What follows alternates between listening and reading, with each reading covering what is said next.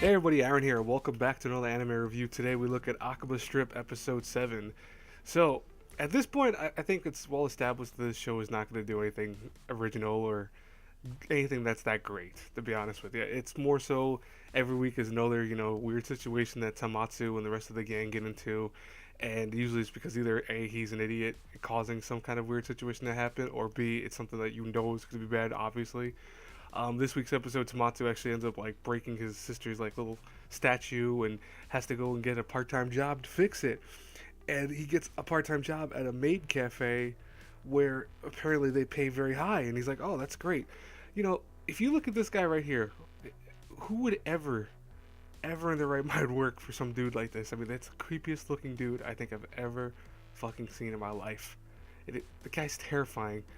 But he talks about how like, oh yeah, Tomatsu, you could do really well at this company. We could have you here because of course we pay so well, etc. And it's just like, oh, you obviously know what's gonna happen. You know that somehow this is gonna be related to the bugged ones and stuff like that.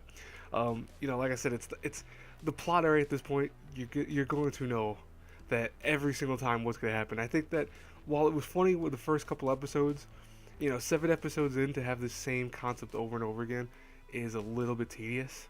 It's just more so now by how things play out. Like, so this week's episode essentially where he's trying to go up the ranks as a maid because he's like, oh, well, this is the case of Butler, but he's going up the ranks and he feels like empowered, and that's what the company's doing. They're making him feel empowered. They're going like, oh, dude, you do such a great job. You're such a hard worker, and at the same time, he's getting tired from doing it though.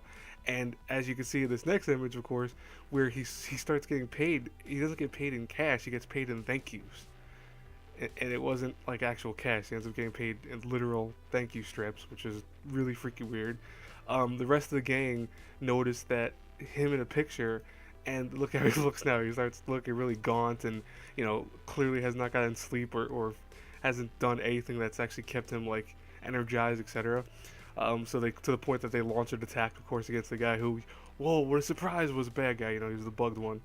That's not surprising. It's really not. Probably the ending was kind of cute in its own way with him, actually giving her the little figure back because he actually never forgot about him, about her sister.